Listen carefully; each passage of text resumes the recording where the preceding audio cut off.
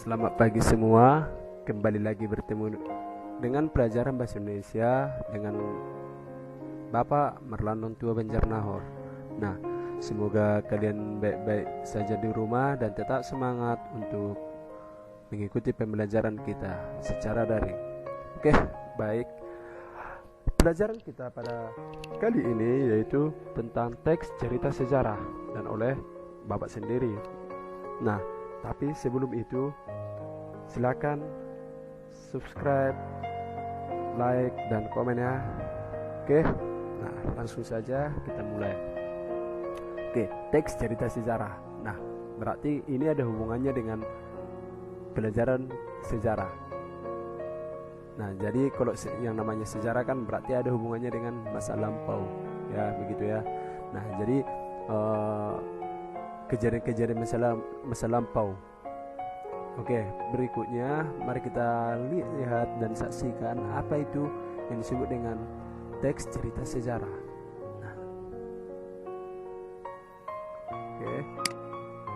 Nah, teks cerita sejarah yaitu adalah teks yang di dalamnya menjelaskan atau menceritakan tentang fakta atau kejadian masa lalu yang menjadi asal muasal sesuatu yang memiliki nilai sejarah. Ingat ya, memiliki nilai sejarah. Nah, kalau berarti memiliki nilai sejarah ini berhubungan atau memiliki makna gitu ya. Tidak asal sebuah kejadian gitu. Misalnya kalau kalian cuma makan nasi itu bukan sejarah ya, itu tidak kurang bermakna ya dan memiliki nilai sejarah. Nah, di dalam teks cerita sejarah disampaikan pengisahan suatu deretan peristiwa yang disusun berdasarkan kronologi waktu. Jadi maksudnya dia ada kronologisnya, ada waktu-waktu tertentunya. Yang kronologis itu maksudnya berurutan dia, mulai dari awal sampai akhir. Contoh, mulai dari lahir, bertumbuh, berkembang, dewasa, tua, hingga meninggal. Begitu dia, tidak dicampur aduk. Oke ya, sampai di situ itu dia pengertian daripada teks cerita sejarah. Nah, yang berikut struktur teks cerita sejarah ini ada 3. Yang pertama orientasi, yang kedua urutan kejadian, yang ketiga reorientasi. Nah, orientasi pada bagian ini berisi tentang pengenalan dan pembukaan dari teks cerita sejarah. Biasanya berisi mengenai penjelasan singkat dari suatu peristiwa yang diceritakan. Nah, contoh nih, kita ambil teks cerita sejarah Sisingamangaraja. Nah, di orientasi ini kita memperkenalkan dulu siapa itu Sisingamangaraja. Begitu dia ya. Nah, yang berikut urutan kejadian. Pada bagian ini berisi mengenai rekaman peristiwa sejarah yang terjadi yang disampaikan menurut urutan kejadian atau waktu dari awal hingga kejadian hingga sampai akhir kejadian tersebut. Nah, itu yang Bapak sampaikan tadi kan. Misalnya mulai dari dia lahir, bertumbuh, berkembang, besar, dewasa, tua, meninggal. Nah, begitu dia.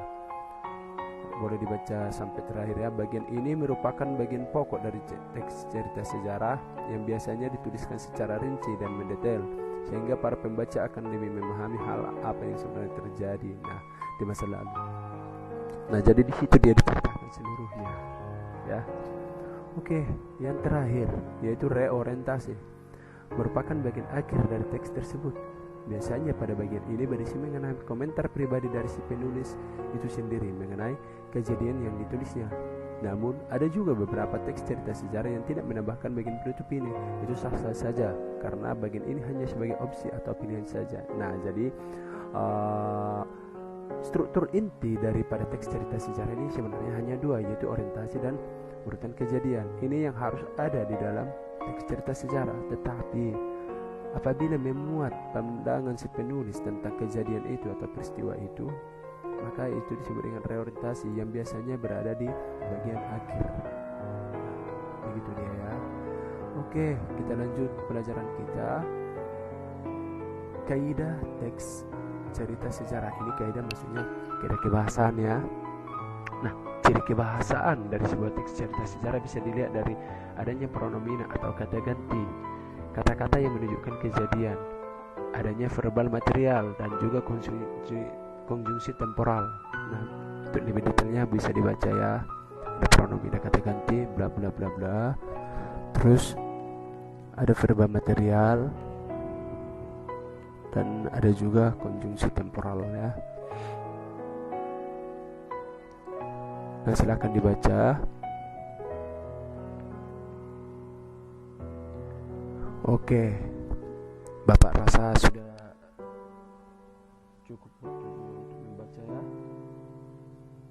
Nah, sambil dibaca nanti begini, kalau misalnya nanti ada pertanyaan kalian tentang materi kita mulai dari awal nanti sampai akhir, silahkan boleh ditanya kepada Bapak ya melalui grup messenger kita. Oke, kita lanjut.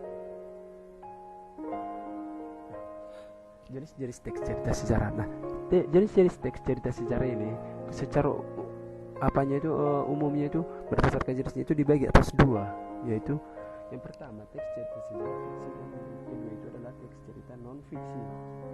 Nah, terus yang pertama teks cerita sejarah fiksi itu teks cerita sejarah yang tidak nyata atau dalam penulisannya penulis berimajinasi sesuai khayalan, contoh novel, cerpen, legenda, roman. Nah, di dalam teks cerita sejarah ini orang berpikiran bahwa itu adalah kejadian yang sebenarnya yang dibuat, tetapi sebenarnya tidak juga ya, tidak juga. Contoh nih, kita bilanglah asal muasal Danau Toba. Nah, Danau Toba itu kan termasuk legenda, boleh ya, legenda atau cerita rakyat yang diyakini di daerah Toba. Nah, tetapi kalau kita kaji dari segi ilmu, apakah betul bahwa Danau Toba itu terjadi akibat dari angin ikan? Kan tidak mungkin. Nah, itulah yang disebut dengan cerita sejarah fiksi. Begitu dia. Contohnya lagi tangkupan perahu. Apakah iya sebesar itu apa namanya kapal yang terbalik? Kan tidak kan? Nah, begitu dia. Jadi di sini dibumbui. Nah, di sini bebas dari imajinasi. Nah, tetapi ada juga cerita sejarah ini yang fiksi ini yang dia kejadiannya sama, tetapi dalam penyampaiannya itu disampaikan dengan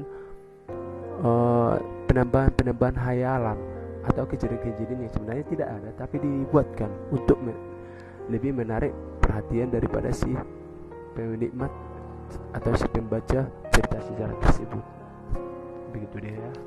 Nah, untuk yang teks yang kedua atau teks cerita fiksi non fiksi, ya maaf ya, non fiksi, yaitu teks cerita sejarah yang nyata atau cerita penulisannya harus memperhatikan aspek fakta dan dukungan oleh fakta-fakta.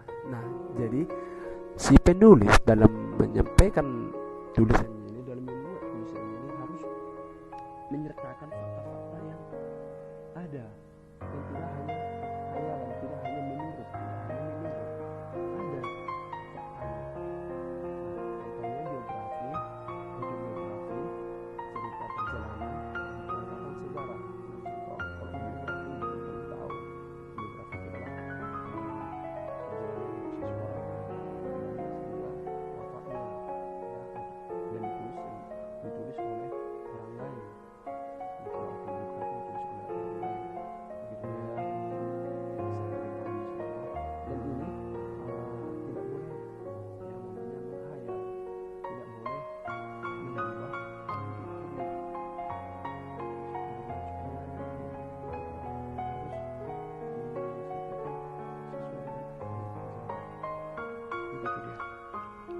Oke, kita lanjut pelajaran kita. Nah, perbedaan cerita sejarah fiksi dan fiksi ini dia. Teks cerita sejarah fiksi atau hayalan itu bisa lebih mudahnya kita memahami dalam hayalan atau cerita hayalan. Itu cerita pengerjaan pengisahan disusun berdasarkan dunia nyata, menggunakan pengisahannya dari dunia nyata. Berikut pengembaraan mendalam. Jadi lebih ditekankan dia bagaimana sifatnya, bagaimana penulisannya begitu.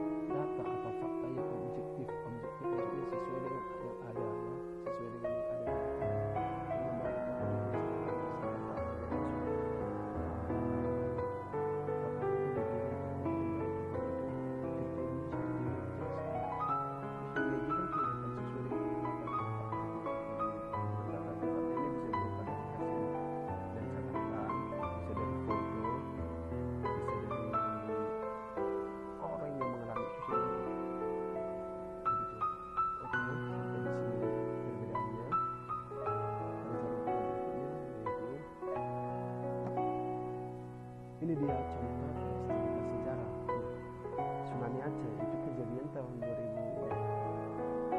silam, yaitu kira-kira 16 tahun yang lalu. Ya, kita akan memberikan sebuah contoh ini dia. Dan Bapak sudah menanda di sini yang mana orientasi, mana kejadian. Silakan dibaca ya. Bapak berikan waktu, silakan dibaca.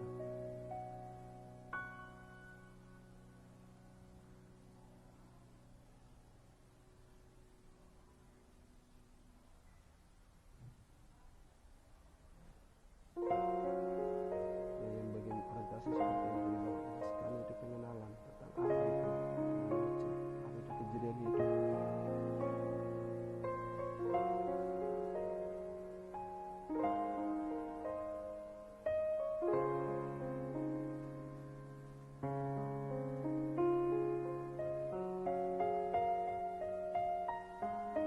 Oke, Bapak harap kalian sudah siap membaca halaman ini. Kita akan lanjut ke halaman berikutnya.